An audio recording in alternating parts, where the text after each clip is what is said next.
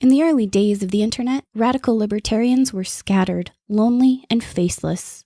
Without direction, they resigned to scour the web, sifting through content providers in a wasteland plagued by YouTube demonetization, Facebook jail, and covert internet censorship. But then, in 2017, the Libertarian Union was formed. Finally, the average Joe libertarian could find a thriving community of independent podcasters and content providers, all in one convenient location. At Libertarian Union, we'll always have the latest news, interviews, discussions, and even movie reviews. With hundreds of episodes and more added all the time, you'll always find something fresh at libertarianunion.com.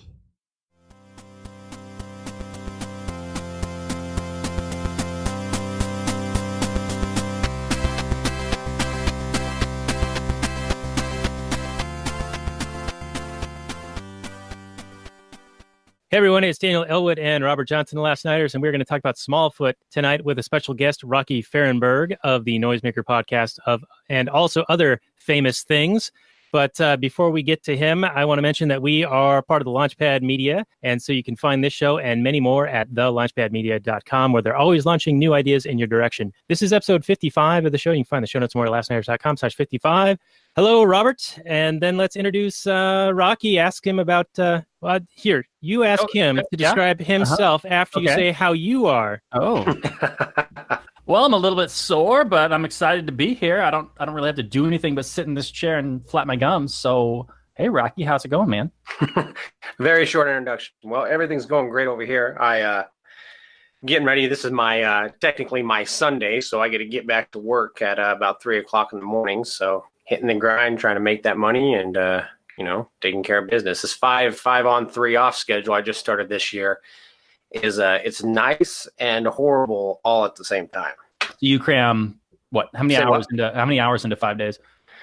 In a 5-day period, typically do be somewhere around 60, 70 hours. So, and then I also go to school full time, getting ready to graduate. I actually got 5 associate's degrees from the community college here, 2 more bachelor's degrees from Washington State this year, and also run the podcast, Noisemaker podcast. I blog a little bit about recovery. Then I also write for Think Liberty, and got a couple articles posted on being libertarian. Also had some stuff published with the Rouser and number of other stuff. So write for a local music magazine, also play in a local band, father, there's some more things probably somewhere in there. What do you do in your ample free time? Right. Yeah, that's a lot of hats there, Rocky. I know. Where can our audience find you? Do you have a website? It's rockyfahrenberg.com. Is that right?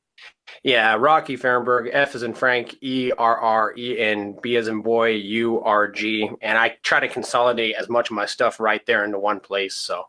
All right. And how long have you been at school? It sounds like that many degrees. It's probably at least 8 years. And to quote Tommy Boy, I think they're called doctors. Yeah, I've been there. I've been in college for about 7 years. Yeah. It's been all right. It's boxes to check. A lot of stuff is a lot of, I argue with a lot of my professors. I spend a lot of time. What I've come to realize is that I use a lot of the discussion board areas to present libertarian ideas. So a lot of my degrees and a lot of my classes are in the criminal justice field and in the political science field. So in there, I talk about a lot of, basically minimizing the size of government, and I counteract a lot of people's ideas that they have about the state. I spend a lot of time on the discussion boards, not arguing. I usually argue with the professors, but I try to present information to the other students in the class that might possibly give them an alternative viewpoint that they're not going to hear from a lot of other people. And I get a lot of people that resonate to me and follow my discussion boards quite a bit. So I think I'd like to think there's been some kind of change affected in that realm, Right. Yeah. And that's smart. That sounds a lot like, I don't do this as much. And I always say that I'm trying to cut back, and I actually have cut back at this point, but getting into Facebook debates with people, you never really convince your adversary or whoever you're debating with, but it's always there for the audience, the other people who kind of watch along. And sometimes it's helpful. I actually got a bunch of friend requests as a result of other people seeing me make points against some statist argument. And they're like, oh yeah, that guy was totally crazy. and all that. But anyway, this is ostensibly a show about movies, so we should probably get into it on Smallfoot. And we usually start out with the Google description. So if you guys are ready, I can go ahead and do that. Let's do it. All right. Smallfoot came out 2018. It's a fantasy / musical, 1 hour, 49 minutes, 6.7 on the IMDb, 76% Rotten Tomatoes, and 4.4 out of 5 on the old Facebook. And 92% of the Google users like it. Here's the description. Migo is a friendly Yeti whose world gets turned upside down when he discovers something that he didn't know existed, a human. He soon faces banishment from his snowy home when the rest of the villagers refuse to believe his fantastic tale. Hoping to prove them wrong, Migo embarks on an epic journey to find the mysterious creature that can put him back in the good graces of with his simple community. The director was Carrie Kirkpatrick. Came out just September 28th of last year. Box office of $214 million on a budget of $80 million, starring the likes of Channing Tatum, LeBron James, Danny DeVito, Common, and a few other folks. And I'm sure that we're going to upset some people because I did not mention any women. But anyway, Robert, your take on the Google description, and then let's go to Rocky with your take and also why you suggested this movie to us. So Robert first. Well, how about that? I didn't know that Facebook was a new aggregate of movie opinion. I assume there's some kind of centralized thing where they go in and vote on movies. And then Google's pulling that. Okay. So yeah, the movie I saw it in the theater originally, and it struck me by how mature the storyline was. I'm sure that there are other, animated films like Up, or say like, some other kind of, Wall-E, I suppose, or maybe some other kind of high-minded stuff. Well, not necessarily high-minded, but you know what I mean? Like, it's not just some kid's movie. Like, it is, but it's got more to it than that. And then, so that's what kind of struck me about this whole thing. I think it's really interesting that it has some kind of libertarian / kind of anarcho kind of ideas in the way that they police their society. It's sort of. I mean, I think we'll probably talk about that a little bit. It's not really clear in the movie, but they use ostracism as the main means of controlling the population, which is really exciting to me. So, but anyway, I want to hear Rocky's thoughts on why he thought that this was a good movie to talk about. I agree with him, but I want to hear what you have to say, sir. Well, I started watching this movie with my daughters. They were really interested in watching this movie, and so we sat down to watch it as a family, and once again, get into it a little bit more, but the whole idea on the stones and the methodology that they go about trying to protect their community, I found that to be really interesting, and almost like a subliminal level of telling kids that we have to abide by specific rules that these higher ups dictate to us, despite the fact that everything changes in the end. I mean, with Disney movies and these animated movies, I mean, everything turns out good and everybody's happy in the end, and there's always that the happily ever after thing. But yeah, just the whole idea of we have this list of rules, and you must abide by these list of rules, and you can't question them. I thought that was once again a pretty deep topic to put into a kids movie. Yeah, I have to agree with you. It really was this, this idea of this noble lie that and I'm just going to go ahead and spoil it all right now, but the rune keeper, I guess, the stone keeper, I guess they call him, has essentially invented all these laws that have the villagers all maintaining and working towards their own deception, towards their own ignorance of the state of the world. And they have to obey with blind obedience, and it's all for their own, essentially, protection. And is it ever okay to lie for for this noble idea of keeping everybody safe? It's almost an idea of an argument for the CIA and how all they do is lie, but they're supposedly lying to protect everybody. So I want to get Daniel's thoughts on things. I want to get into all this, but I thought this is a really kind of rich topic of discussion from just this kind of simple animated movie. Yeah, I think it is interesting because the intention behind the lie is that there's a danger out there that has presented itself, and so he needs a way to get people to, or the other characters. I'm going to call them people, refer to them. They're basically civilization here. They might identify as people. So they kind of need to have some. He's basically babying them, like how Rock, you've got kids, I've got kids. You need to protect them until they're fully capable of making decisions on their own. Unfortunately, in this scenario, he's doing this to fully grown adults within this society that they live in. And so I think that by the resolution at the end, where he basically reveals what the danger actually is and allows them to choose for themselves what they want to do about it, is a good resolution. And so I'm going to argue against the noble lie here, because it allows him to basically centrally plan their community, regiment their days, what their jobs are going to be, when they wake up. And it's all mixed in this religious type of cover, that gives him legitimacy or authority. And so I think that that's trying to make the civilization like basically be automatons. They're not individuals in how they can be in their lives. I mean, of course, they still have their own distinct personalities in the movie, but it's not something that I think they're really living their lives to the fullest until the end, when the facade falls away and they realize what is the supposed danger, and then they can choose for themselves what to do about it.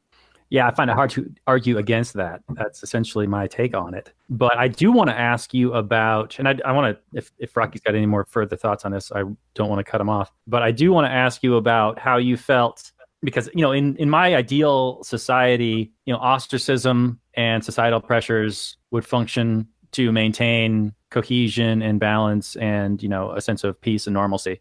Well, I actually want to interject here, because one thing that you were talking about with the ostracism, I enjoy that idea too. And just a quick blurb: the ostracism, though, didn't come from the community, the Yeti community there. It actually came from the Stonekeeper, which even the first stone in the movie says to not question the Stonekeeper. So therefore, you have this dictatorial leader that you cannot contradict. And he's the one that ostracized Migo in the movie. It wasn't the community. In fact, whenever you watch the movie, the other Yetis there kind of look onward to him, as in why, we don't want him to be gone, And so I think that what you're talking about is correct. But I think where the ostracism came from in the movie is more nefarious than what you're getting at. Right. And it just shows how effective it is. It's so good that even the statist is going to use it. Yeah, so I completely agree with you. I want to equally further point out that, Migo's crime was essentially blasphemy. He wasn't, he was contradicting what some made up law was, where the law contradicted reality. And he said, oh, no, this is reality. And so even though it is ostracism, it's for this really messed up reason. Yeah, and in fact, they gaslight him in the process. Sorry, what, Daniel? They gaslight him in the process. They make him think he's crazy. Yes, they do. So to not believe his own eyes. Right. Absolutely, they do. But are they still in the right? Like, if the entire village all agrees, hey, we don't want to hang out with you for this specific reason, for this charge of blasphemy, even though you're totally in the right, but we don't care about that. Are they still in the right for ostracizing him? Well, in a real world example, let's look at something. I mean, an argument that I see all the time is, if somebody is a racist barber, then it would be in a more libertarian or anarcho society, it would be the job of the community to no longer purchase this barber's services, therefore running him out of business, pushing him out of the community. So I guess the flip side to that, it would be if you have a racist barber and everybody likes that racist barber, is it okay to keep that barber and push other people of whatever the race may be? If it was Chinese, push all the Chinese people out of that town. If it's if everybody agrees to it, is it okay for a whole town to be racist? Right. Is it okay? I think if everybody has the preference of having a non-Chinese barber, then that's perfectly fine. Who are we to judge somebody else's in-group preferences? As long as you're doing it voluntarily. If I want to go and live in a community with only Inuit Eskimos, and they go, no, I'm sorry, we don't want any white people here. Are they in the wrong? I don't know. If there's somebody that's voluntarily going to sell me a piece of property there, but if, I guess it comes down to force, of course, right? I mean, if they're actually forcing Migo out of the village, because I don't think they actually do. They just tell him, you're not welcome here anymore. You're banished. They just tell him that. They don't actually physically assault him and throw him out. No, the other guy, the kind of dopey hipster guy who rides the Right. Stonekeeper's son, he kind of blocks him from coming in, but there's no physical altercation. Right. But Yeah. There's sort of that underlying threat, though. Yeah, although Yeah. what they would really do, yeah, it's hard to say, but yeah, they do kind of say, and it is in the very beginning of the movie, they do say that the laws are written in stone and enforced by the Stonekeeper, although exactly what enforced means by the Stonekeeper more seems to be like social shaming than like him grabbing a club and like beating somebody up. Right. Yeah.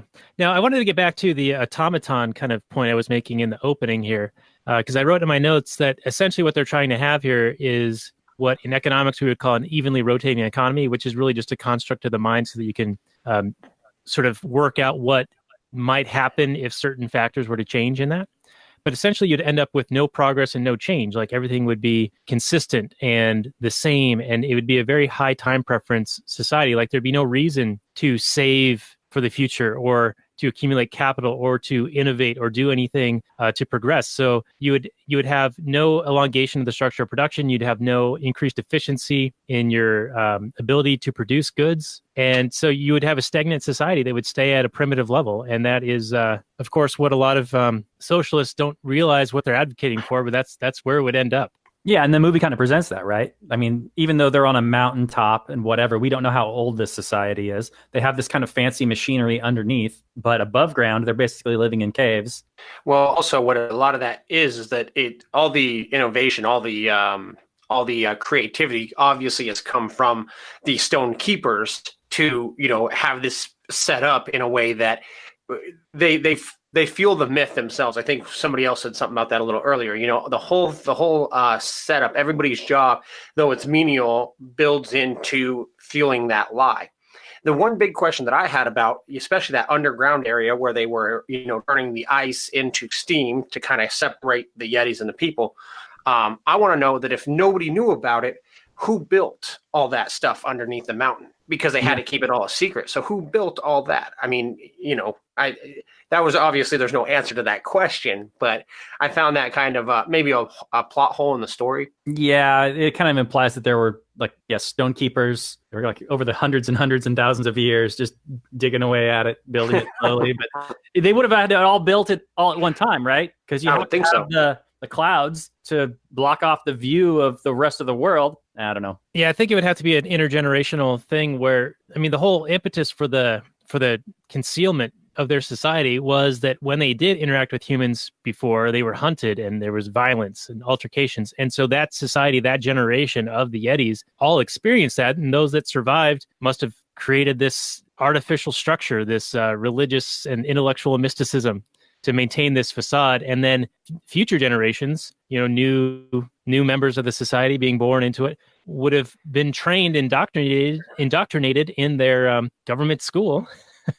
It really reminded me of The Village. Yeah. Do you remember that movie? Sure. It really reminded me of The Village. So I kind of had that theme running through. I mean, obviously it's completely different as well, but yeah, having that isolated lie, anyways, I just thought that was worth mentioning. Right. And then it also, gave the Stonekeeper like this noble cause in his own head, that he was doing something for the people, even by doing evil things. And Robert and I, we've talked about this before, but even the worst tyrants in history all thought they were doing something good. They weren't like, oh, how nefarious can I be? They were trying to accomplish something, and they thought they were doing good for their country or their people or whatever. And, it just turns out that monstrous things were happening as a result of them trying to achieve their goals. And I've got a really somewhat lengthy Murray Rothbard quote that I think is relevant here. So if you guys will indulge me for a moment. Sure. All right. This is Rothbard. One of the crucial factors that permits governments to do the monstrous things they habitually do is the sense of legitimacy on the part of the stupefied public. The average citizen may not like, in fact, may even strongly object to the policies and exactions of his government, but he has been imbued with the idea, carefully indoctrinated by centuries of government propaganda, that the government is his legitimate sovereign and that it would be wicked or mad to refuse to obey its dictates. It is this sense of legitimacy that the state's intellectuals have fostered over the ages, aided and abetted by all the trappings of legitimacy, flags, rituals, ceremonies, awards, constitutions, etc. And in the pre-show, Rocky, we were talking about your visit to Mount Rushmore, and that ties right into this. So, and Anyway, I thought that quote was really relevant when I ran into it. I had to throw it into my notes, and I don't know. What are you guys' thoughts, Robert? Well, I don't know about that quote too much. I mean, Rothbard said some great things, of course.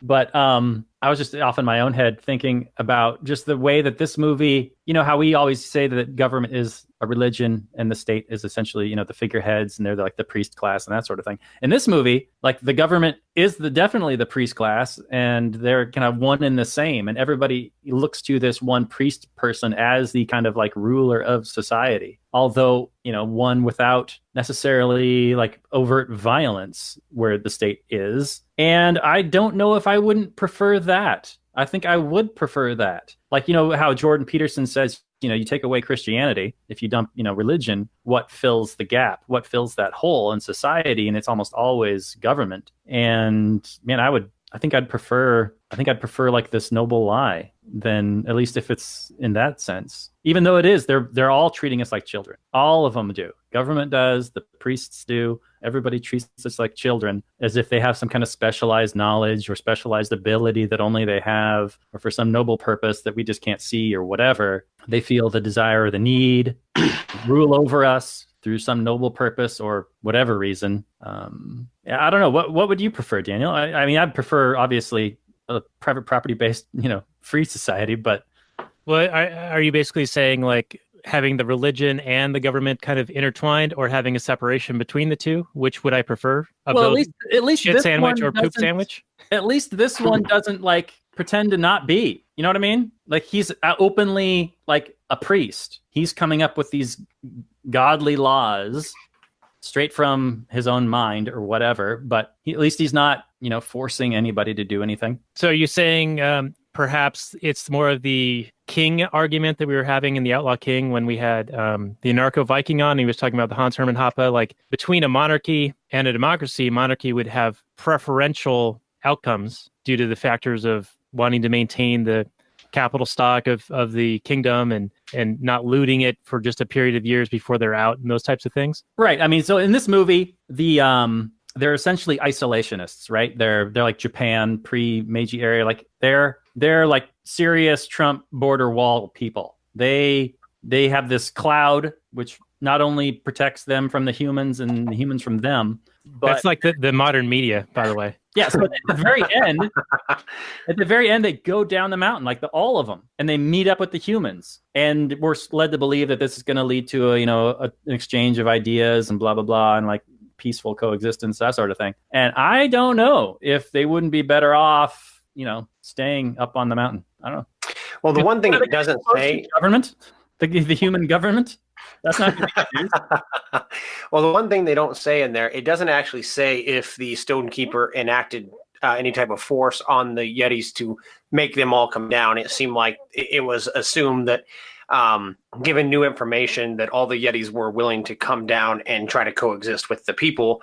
And then what was also interesting about that exchange at the very end, which was really brief, is that you almost had like the state come up and try to enforce a barrier between the citizens of the humans and the Yetis.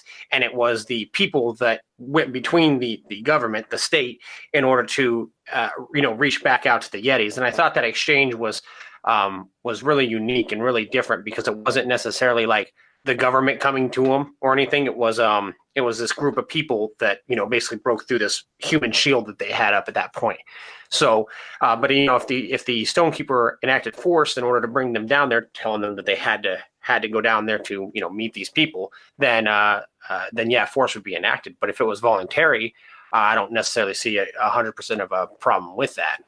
Yeah, I don't see a problem with it from the sense of the Stonekeeper, but I just have to worry about these people living in an essentially voluntary society now interacting with humans. And, we humans don't have a great track record with, like the movie depicts, with this kind of cryptozoological creatures or, big creatures in general. We would put things like that in a zoo. Yeah. We put, gorillas and chimpanzees, which are super smart animals. We lock them in cages. And I'm not necessarily totally against it as a libertarian. I mean, it's a human philosophy, not necessarily an animal philosophy, but I've argued many times about the sentience of other creatures. If we don't treat them with, respect, then what gives them the right to why should we expect that kind of treatment from any other sentient creatures to us? So I would think it would turn out badly for the Yetis. I think that these things would be, kind of King Konged and maybe even locked up and put in cages and put on shows, and people declare them their property. I foresee bad things happening to these poor Yetis at the end of the movie. Human ravages by the human savages. I should do that in a sing-songy voice because there are a lot of songs in this one. Well, the thing that I'm curious about is it seems like there's a lot of support for the Yeti community coming from you, Robert. And so my question is that if no, seriously. So the other question is, they had the human. They went to take the human away, and what was the quote? They told the Stonekeeper told Migo that he did a good thing and that he did his job whenever he basically went back out and lied to the Yetis to keep this lie. But then they took the human that was dying away in a little cage, and the Stonekeeper's daughter is the one that took him and took him back down to the world. But my question is, what were they going to do with this human? Because it didn't seem like they were going to return him to his home. It doesn't seem like they were a very civilized community either. It seems like they would kill this human, because it was just a yak. They would kill this human in order to maintain this noble lie. So once again, how much do we violate other people's rights or other animals' rights, other creatures' lives in order to, keep the secret? When does it not become noble at that point? Yeah, all the more reason to stay separate. I mean, having watched the movie, at the end, I was like, yeah, two people coming together, these people are smart and we're going to find common ground and all that. But this is an interesting discussion. This is reaching the limits of my brain power in terms of exactly how I feel about all this. Can I throw something at you, Robert? Yeah, go ahead, Daniel. All right. Well, I think that I would rather have the awareness of what the dangers are in the world.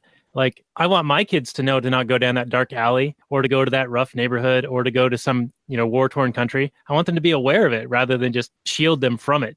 What are you arguing for? I'm arguing that this Yeti society should not have the lie, but should have the information abundantly available. And so the Stonekeeper should have kept the village informed of the humans and the danger thereof.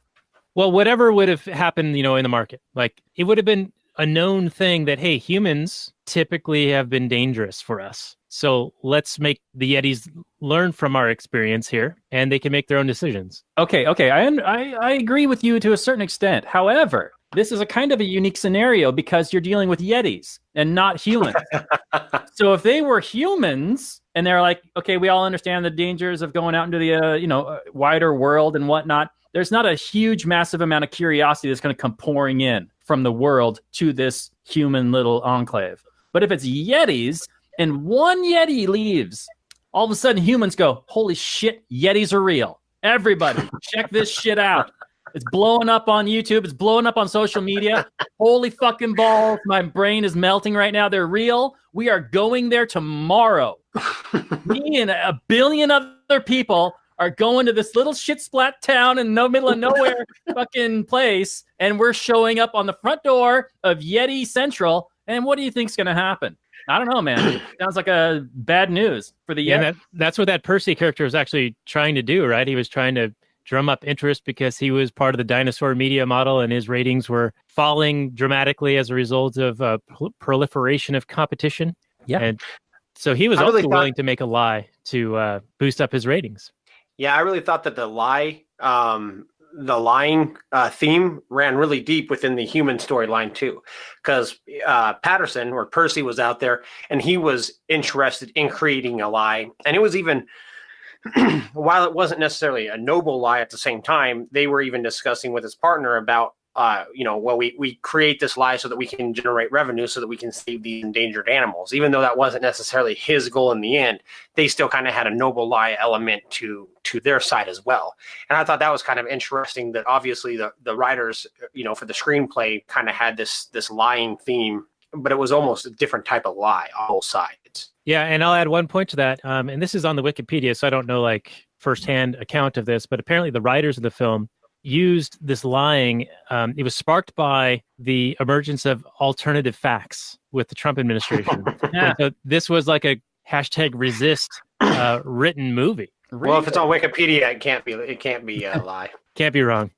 Well, the other thing that I thought about, kind of getting back to where we were with Robert a minute ago, was, Michi asked if all the humans were bad, and I think that there was a good relation to foreign policy here, and I think that they think that we are bad, we think that they're bad, and the different governments kind of keep us hating one another, and when in actuality we're more likely to have things in common.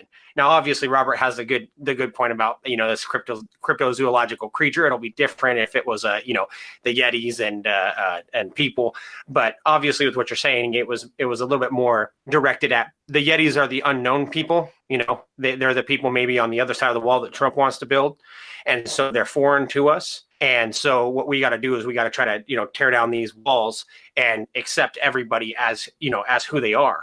And I just think that there's a lot of a tribalism in, at least initially, in the Yeti village. Yeah, I'd agree with that. And then also, this kind of sparked an idea for me. And this might be a Ron Paul or a Scott Horton point that they make, and that is that the average person in the United States has more in common with the average person in Iraq, Iran, Afghanistan, or anywhere else than we have with our own politicians, our own political class. Yeah, you're absolutely right. And we've made that point many times, in the sense that what reason do I have to go across, thousands of miles and go fight and kill somebody, if not for some government saying that this is the thing that needs to happen, and this sense of patriotism that we need to all of a sudden hate or go and kill these other people. There's just no reason to. Right. And then speaking of the sort of resist movement here, or the demonization of, I want to call it straw man of capitalism. Percy is about to lose his house as a result of his poor ratings. Oh, yeah. And they call him the evil banker man, because there was a variable interest rate that apparently Percy was too stupid to understand what that meant. And so he's this helpless victim. It explains it in the thing of what it's called. It's called a variable interest rate. It varies. What more do you want, Percy? So, there's a little bit of demonization of that whole concept. I mean, not that the banking structure is really what we would consider a free market system, but he was aware of what the terms were. And he wanted to play the victim card there. Yeah, for sure. That's great. I didn't catch that at all. I mean, I heard him say that, but I didn't even think about, that as being, that's good shit. That's one of the things we do on the show. We'll take one throwaway comment in a movie and expound on it for like 10 minutes. Well, the other thing that I had in my notes that I thought was kind of interesting, and I think we might have briefly talked on it, but they just arbitrarily write new laws. They just arbitrarily, he comes out and he's, whenever they identify him as being what do they call him, a pygmy red-coated yak or whatever, and he holds it out and he has this red-coated person on there, and he sticks the stone right on his, which I don't know why he wears the stones, but he clicks it right there and puts it on with the stones. So obviously one person can just arbitrarily write any law, and it doesn't necessarily say how the stone keepers, because there are other stone keepers when they go down under the mountain. It's showing some of the other stone keepers and stuff. So it doesn't necessarily describe how this hierarchy is set up, because it doesn't seem like his son or his daughter is in. It doesn't make any reference to them being next in line to be stone keepers. So, it doesn't make any reference to that. But I thought it was kind of interesting how it was, once again, really dictatorial, in that they could just arbitrarily write a law and then it just is what it is. Right. Yeah, and it's right away, too. It's like whenever they deem it necessary, they just create a new law. And I think there was a direct lineage, and that those were stone keepers of the past. And those were like statues in that little, monument area in the cavern. But anyway, Robert, go ahead. You were going to say something. But I was just going to add on that, it was interesting the way it reminded me of, like, ceremonies of bills being written into law. So like he wrote it on a little, piece of stone, or had it written down, and then just as soon as he clicked it onto his shirt, and he's like, look, it's in stone, it's on my shirt now. And then everybody was like, oh my God, now it's like real. Now it's, now that he's gone through the act of actually putting it on his shirt, oh my God, now it's like official and shit. And, it's the idea of some politician just making up a law, and then as soon as they write it down, then it's real, and everybody else has to follow along. It's I wonder how many of those were contradictory. Yeah, the theater of the state, right? Indeed. I wonder how many of the stones were contradictory to themselves, because, I mean, as we're all aware, in the United States, there are hundreds of thousands of laws and regulations, and many of them contradict each other. And so, but in this society, in the Yeti society, he's got a few hundred stones on him, and every single one of them is not to be questioned, right? They're supposed to be absolute truth. And they even make the point of, well, what if one of them's wrong? And if one of them does not bring all of them into question, which reminds me of some of the line of questioning in the Larkin Rose Candles in the Dark questioning series. You know, like if this one thing is wrong, then what else might be wrong about it? And I'm just curious, there's really no answer to this, but how many of those stones would contradict with other stones on the same thing? And if that would be enough to awaken these people or these Yetis? Nothing would have been able to awaken these people. They believed in mammoths all the way down. And if you had any kind of odd thought that didn't contradicted anything, you just had to push it down. But yeah, they all do that, right? They all go, just push it down. I had a bad thought, push it down. Right. And that reminds me of Stone 15, ignorance is bliss. Yeah. And I actually want to talk about this a little bit because this is a point that, Robert, you and I have discussed ad nauseum. Yes. And that is, were you happier before I corrupted your mind? Yeah, of course I was. Of course I was. But I now think clearly. Whereas before, things didn't quite make sense. You're looking at the political system and it just seems like a mess and a jumble. And, certain people are sort of in favor of this sort of thing, and other people are sort of in favor of that sort of thing. And there's people sort of to the left and sort of the right, sort of more conservative, sort of more, liberal, but they all seem to kind of converge and do the similar things. And what's the actual principle at play? And there isn't one. And it's really just kind of cleared things up. And, you talk to people and it seems like everybody's got a different sense of morality. And it's just nice to have a really clear set of what you tolerate and what you don't. And if you don't have that foundational awareness of what your principles are, then you could be persuaded to go along with pretty much anything. And that's how government operates. Well, the other thing that I thought was really interesting about this was that, I think that there's a lot of politicians, a lot of people in public office, a lot of the ruling class, they've been red-pilled just as some of us have. But I think that we reach a point, and it's almost like a Star Wars, fork in the road at this point. When you get red-pilled, you can either be a stonekeeper or amigos. You know what I mean? You reach this point where you decide you have this knowledge. So do you want to do evil or do you want to do good? And I think that kind of happens for everybody when we reach that point and we see the world for what it is. Yeah, that actually brings up a good point that we haven't even discussed yet, and that is the conspiracy group. I have it in my notes. Right, because in a way, this movie almost, normally in media, calling something conspiracy theory is to discredit it and make it sound fantastical and crazy, and remove any rational discussion about that particular subject. But in this movie, they're basically validating the idea of a conspiracy theory or theorist, a group of people like speculating on what might be happening and saying, yeah, they were actually correct and they're vindicated in this. Yeah, they're actually questioning the official narrative and they're right, as opposed to, yeah, you're right. In every other piece of media, it's, that's just a conspiracy theory. You can ignore that. Or only crazy people talk about that, like Alex Jones. Well, they even made the movie Conspiracy Theory where they made, what was that, Tom Cruise or whatever, out to be a complete, they kind of gaslighted him in that as well. But, with that, with the conspiracy theorists, the other crazy thing that I noticed, and it was just kind of a throwaway line in there as well, is that whenever she's talking about like the Smallfoot flying off the edge, she's writes out, I watched a few times because I wanted to see if it was an actual real formula, but it's just like Yeti speak or something like that. But she writes out a formula in Yetiese for a formula for gravity. Did you guys notice that? No, I missed it. Yeah, because she's talking about which direction did he go? Did he go up? Did he go to the, did he fly straight out? And they said, no, he went down. And she said, she went off and started writing something, said something along the lines of, it makes sense because there's a pole that must take them downward or something like that. And I thought it was just kind of interesting that that these people, including even the stonekeeper's daughter, are so ignorant to just the world around them because they've been sheltered by the stonekeeper that they don't even have any, even the stonekeeper's daughter can't even fathom the idea of gravity. And only by questioning what they've been told do they actually make any progress. Robert, you still want to live in this society. Well, I'm just saying, Daniel, it's not the worst. if I could move there tomorrow, except for the fact that it's like an anarcho-primitive society, which is not great.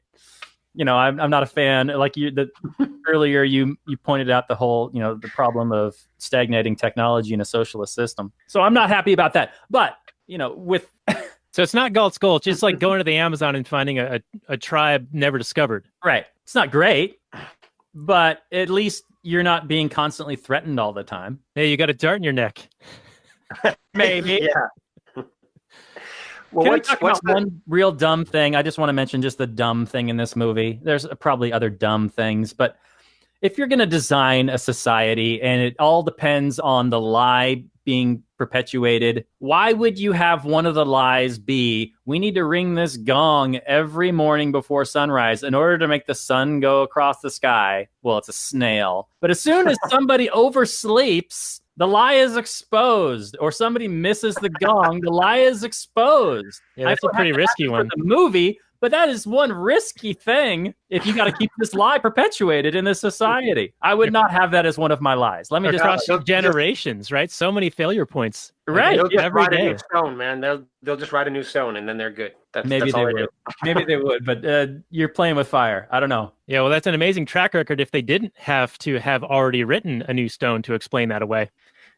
Yeah. Well, maybe the reason why you want to move there is even the very first song they sing is actually called Perfection. And the whole theme of that song is where Channing Tatum is talking about how perfect of a society in which they live. And this song, especially the second verse, was very socialistic. The lyrics that I had pulled up here is, look at everybody do their part. And they do it with a happy heart, and it gives them all a sense of a greater purpose. Well, that's the way I want it to be. I want to make them all proud of me. Just be a steady Yeti, and deserve this. And it's really like, you have to keep your head down and you have to work for this greater cause and this greater good, kind of like what you were talking about earlier, Dan, not putting, there's no sense of innovation. There's no sense of working for yourself or trying to achieve something great. Just keep your head down and be a steady Yeti. And I thought that was kind of interesting. No, it Right, sounds so- like living in Pol Pot's Cambodia. Or Yeah, you finally out on the farm. achieved the noble new socialist Yeti. Yeah, that's what it sounds like. These guys have been totally conditioned. They are the new socialist Yeti. Absolutely right, Dan. Oh, that's great. All right. Well, we're getting a little long in the winter here on the show, so we usually start winding into the final summary and review, where we give a rating 1 through 10, and we go a decimal point deep. But if we have any other final points before we get into that, say them now, speak them now, or forever hold your peace. I have gone through all of my notes. I don't have anything really of significance. All right, Rocky, anything on your side? The only other thing that I really had that I think is noteworthy is I think that the miscommunication between Migos and Patterson was pretty interesting, because they're trying to convey these ideas back and forth to one another, and even the idea of roasting him to warming him up, I think was just pretty interesting. I think it kind of harkens to the idea of messaging. And as libertarians or ANCAPs, I think that we get lost in the way that we present messages to other people. A lot of times people are, ANCAPs and libertarians can be very condescending, almost like we know better than other people. And But we can turn do. a lot of, well, and But we turn can a be lot- autistic about it. It's true. and it's important to be able to message properly, because even though we think that we're getting something across the right way, we might think that we're trying to warm somebody up, and in all actuality, they think we're trying to roast them. So I think that's a really important thing to take away. You're right. Yeah. And I think that the movie did a very fine job of showing that from the different perspectives of the characters, because when Migo's perspective was presented, he was having a conversation, trying to, come in peace. But from Percy's perspective, is like this giant monster is yelling and growling at him, threatening him. Yeah. And yeah, they showed a lot of that from the other's perspective. And I thought that was really, really well done, really well conveyed. All right. I have one more thing before we get into final summaries and reviews here. And that was the famous Rahm Emanuel never let a crisis go to waste idea, which was sort of the impetus for the entire facade of the intellectual and religious cover for the mysticism and hiding this society from the ravages of the savages of the humans. But there was a point where somebody cried out, "We're sinking. We need to do something." And that sounded a lot to me like the climate alarmism and a reason to get everyone agitated and seeking a solution from government or from an authority figure, because it's a problem that's too big for the individual. And so it must be a top-down solution. I don't remember this. What point in the movie was that? This is very near the end, and I think that it might have been maybe when the clouds went away or something like that.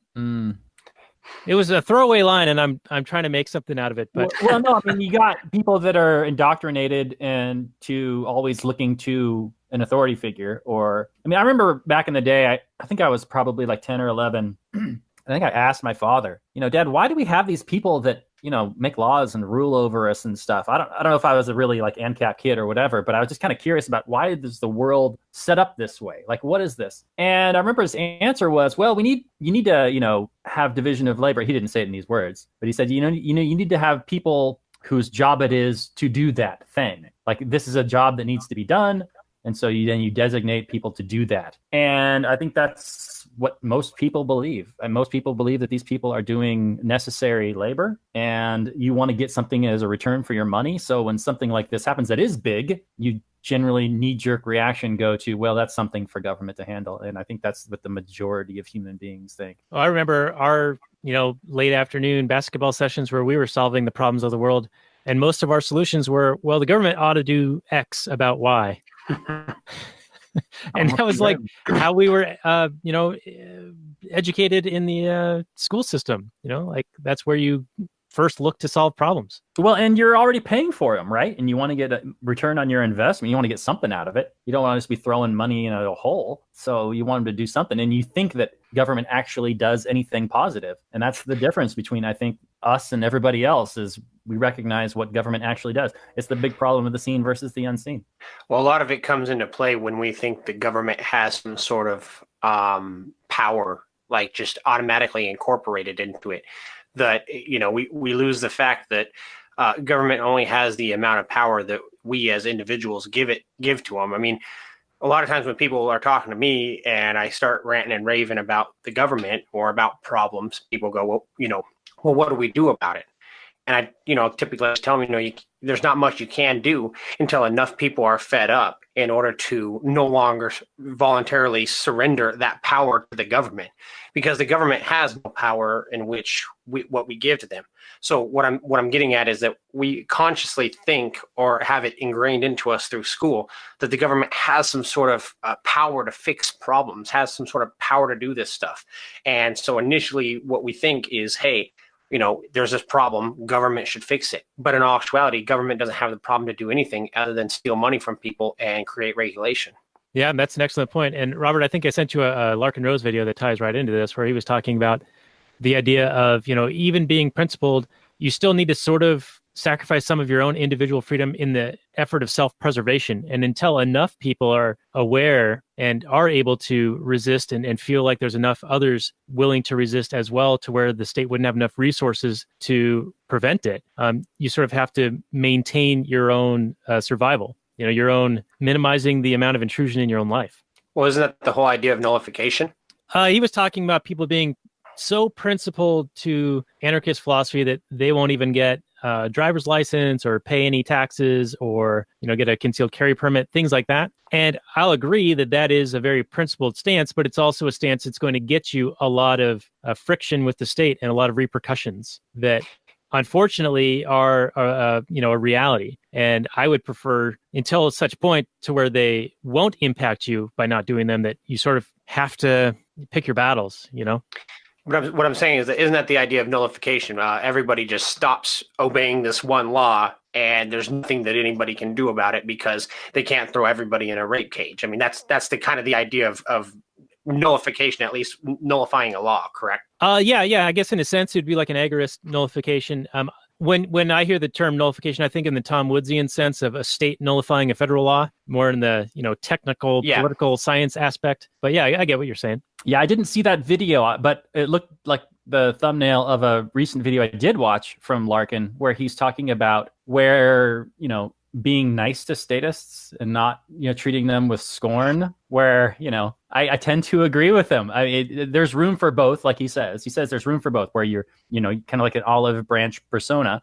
But there's also room, I think, for treating their ideas as they should be treated. Like, you are advocating for a raised gun, for the enslavement of humanity, for the violent subjugation of humanity. You are advocating for that. So I have no reason to, even entertain your silly ideas. And I should treat them with absolute scorn, like they deserve. Yeah, cut them off with the moral knee. Well, yeah. And so you're kind of shaming them, right? I mean, maybe it'll help, maybe it will work, maybe it won't. But I don't think you're necessarily under any obligation to treat every adult with kid gloves and treat them all with, Mr. Nice Guy. And hey, your ideas are equally valid. Man, violent subjugation of humanity, that's equally valid as being peaceful. No, it isn't. It's a marketplace of ideas. If you want to get your ideas out there and implemented, maybe you start a petition or run for office yourself. Well, I don't remember who said it, but I remember somebody on a show I was listening to was talking about how in a libertarian society you could have you could have a socialist commune. If it really works out well and you want to do it, you're free to go out and try it. However, in a socialist community, in a socialist world, you could not have a libertarian commune, and I think that is a stark difference between just moral principles. I think it's so cut and dry on who has the moral ground in that argument. 100% correct. Circle gets the square. Well, let's get into our final summary and review. Robert, you want to show Rocky how it's done? That can be his turn. Oh yeah, I'm always the guinea pig on this show. So The Smallest Defeat. I would absolutely recommend this film. I would recommend it for people of all ages. I thought it was well done, well acted, well voice acted. No part of the story seemed outrageously outlandish. I mean, other than the premise, but you got to accept, this crazy world. But I don't think the movie contradicts itself. It doesn't break its own rules. And the story unfolded in a very interesting way. And it struck me by how adult and how, it had actually had a real kind of a claim and a statement to make. So I was pleasantly surprised, question authority and question, reality. And when what you see, what your individual experience trumps what, some authority figure says. And it's really an individual argument. It's a championing of the individual in this movie. And I'm always a champion of the individual, the most minority of minorities. And so, yeah, I'm going to give this movie a strong 8.1. Highly recommended. It's not like my greatest movies of all time. I don't know if it'll crack the top 10 of the year, but strong film. Check it out. Highly recommended. Yeah, a lot of times whenever I'm watching a movie, and I usually applicate this to horror movies on whether or not if it was actually scary, but I try to look at a movie if at the reality aspect. And I mean, granted, they're Yetis, so they're not real. But once again, we kind of talked about, reaching across borders and kind of melding different people, who's the outsider and who's not. And it kind of gave that look back and forth. And so, I mean, application of the real world, I really thought that it nailed that down. The other thing that I usually look for in movies, I try to find out if there's any real big plot holes, something that just will totally dismantle the core story. And I didn't really see anything like that in there. The other thing that I did really like is Migos, whenever he was questioned about what he saw, he did stand his ground. They said, well, if you're saying the stone is wrong, are you saying the stone is wrong? And he said, well, if saying that I saw a Smallfoot says that the stone is wrong, then yeah, I guess that's what I'm saying. And then that's the point where he gets banished. And I think that little scene right there is probably one of the most powerful scenes in the whole movie, because it's the point where one man stands up against the state, and it's that almost that David Goliath kind of contrast. And so I really liked it. Also, another thing is that, I try to look and see if it's something that I like my kids to watch. It's not mindless. There's a good point to it. I'm probably right there at about an 8 as well. I think this was a pretty good kids movie, and you don't get a lot of those nowadays. All right. Well, two big fans of anarcho-primitive Yeti society here. I'm going to say that I also enjoyed this movie. And Robert, when we talked about doing this movie, you wanted to know what my kids thought of it. And I didn't get a numerical value out of them, but they did enjoy it. And in fact, they wanted to watch it again before I recorded this episode, but we ran out of time due to some behavioral issues on their part. And anyway, they're all right. They're fun. But I thought that this was really well done. I don't know much about Channing Tatum. I've heard the name before. not even sure what he looks like, but I think that he did fine with the voice acting. Danny DeVito was, of course, great. I will want to discuss the merits of LeBron James at some point with you versus Michael Jordan, Robert, in the acting realm. Anytime is talking time. But yeah, overall, it's a really well done film. I'm going to go with a 7.5 on this, and I do recommend that people do check it out. It does have a little bit of a stank to it from the writers thinking that it's a slight against Trump or the right or something like that. So that does stick in my craw a little bit. But I do like the idea of questioning authority, but just not with their authority that they're pushing in their media and their messaging here. I think that you do need to think for yourself and believe your own eyes and use logic and reason to and have principles, right? And then apply the logic and reason from those principles, and then you'll see the world in a whole new way. So that, I think, is our time for the show. The Last Nighters episode, 55? So you can find the show notes and more at lastnighters.com/55. Our guest has been Rocky Fahrenberg, and you can find his work, including his podcast, The Noisemaker Podcast, all linked from his website at rockyfahrenberg.com, which we also listed on the show notes page down below the video and all of that stuff. Any final comments before we say goodnight, everyone? Thanks for listening to another episode of The Last Nighters. It's been my pleasure hosting you. Come back next week. What are we going to be talking about next week, Daniel? I don't even know. I think that we were going to try to wrangle an old guest to come back and do Collateral or Salt, the Angelina Jolie or the Tom Cruise movie. We also got Starship Troopers coming up soon, don't we? Yeah, that's just waiting on whenever you're ready after you've done the old audiobook. Yeah, I was going to do the audiobook. I don't know if I'm going to do it now. Maybe.